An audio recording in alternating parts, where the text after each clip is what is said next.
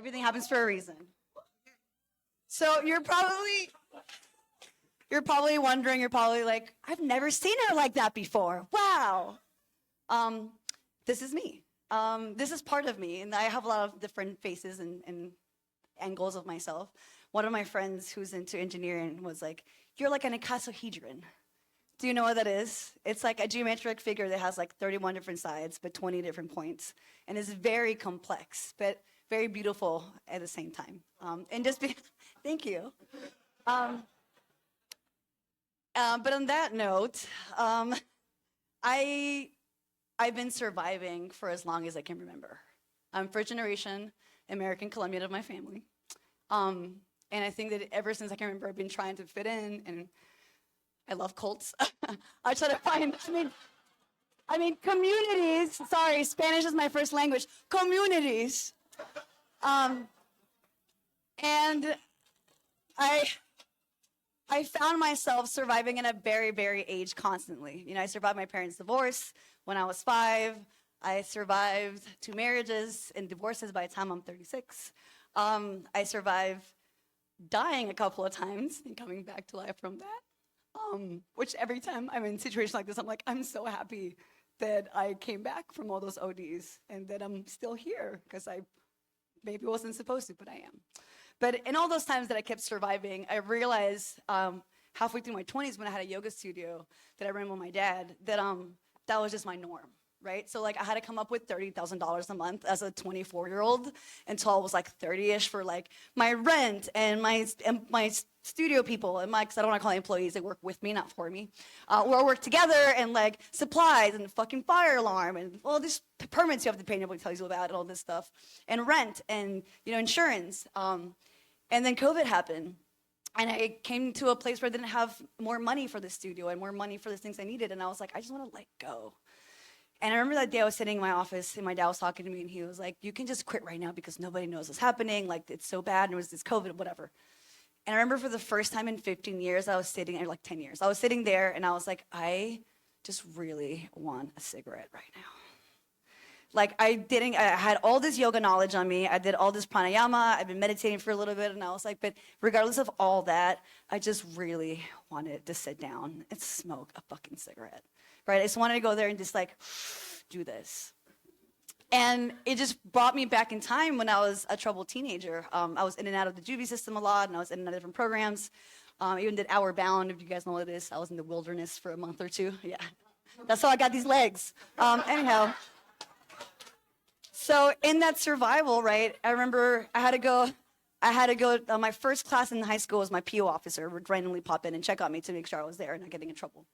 And I would walk into school reeking like a cigarette box, like a club. And my therapist, the person seeing me was like, why, 14-year-old, why do you come in here and leave my office smelling like a club?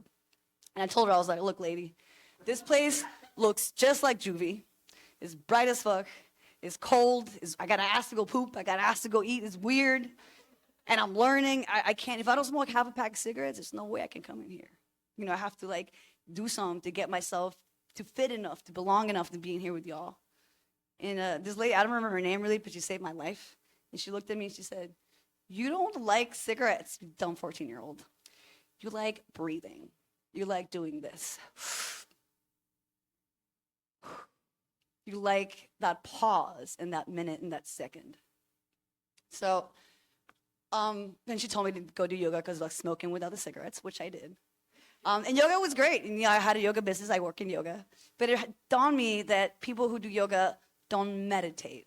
And just because you meditate doesn't mean that you do yoga. And just because you do yoga and you meditate doesn't mean you breathe. Back to that cigarette.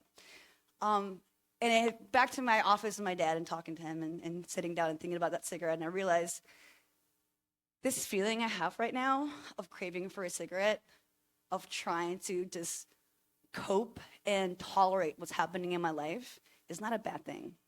This cigarette is my signal. This cigarette is my alarm. This cigarette is what's telling me, Caro, you're not good. You don't need more coffee. You don't need to teach more. You need to fucking break, because you're gonna break. So I started thinking about that. So every time that I crave a cigarette, every time that I want to text my best friend and talk shit, every time that I want to disassociate instead of mediate or concentrate on this one thing that's bothering me, I'm just prolonging this thing. And I'm also building this horrible relationship to it, right? And it's so weird because it's like, it's become my like toxic, it's Regina George. It's my Regina. My anxiety is my amiga. She is my friend. She's my DB. She's my down bitch, right? I'm like, I had a bad day, and she's like, I'm there with a pack of cigarettes. So I realized I have to stop trying to fit in and try to tolerate these things and try to change myself into what I want to do to belong, right? So I was always trying to be this perfect queer, first generation Colombian Hispanic example for everybody, right? I had to be that person. And it kind of dawned on me that everything is empty, and I'm putting all these meanings behind it. I can change the meaning to anxiety.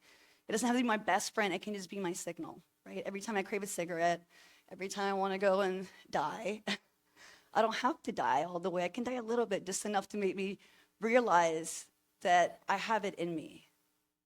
That power to concentrate on one thing, to have my breath.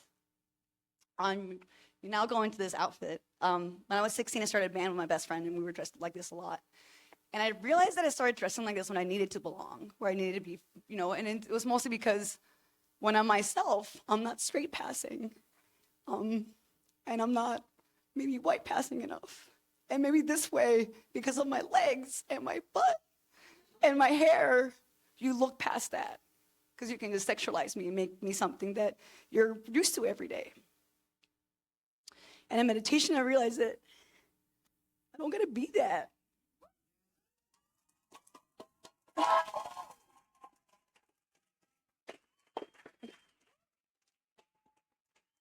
you hold this for a second?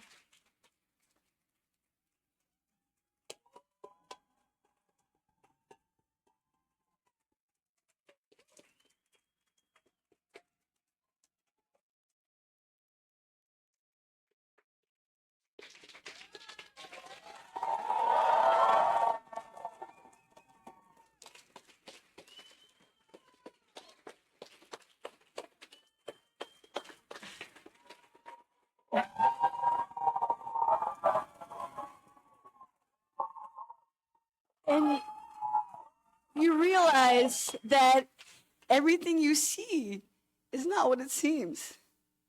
Because you can give me the longest hair and the longest legs and the shortest skirt and the highest heels, but it's not going to make me feel full, and it's not going to make me fit in.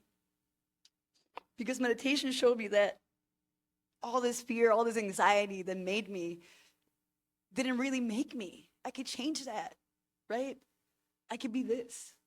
I could teach you meditation looking like this.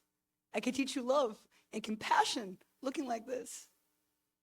I can teach you how to love everybody like they're your mom, because they have been your mom, because they are your mom. Call your mom better. Go be with her. That applies to everybody. So every time I do crave a cigarette, every time I do get angry, every time I do get, I'm in the car and I'm like, yo, fuck that. Just kidding, yoga. I've been there. I hit some, I bump into somebody in the subway and I'm like, I am some motherfucker. Sorry, no violence.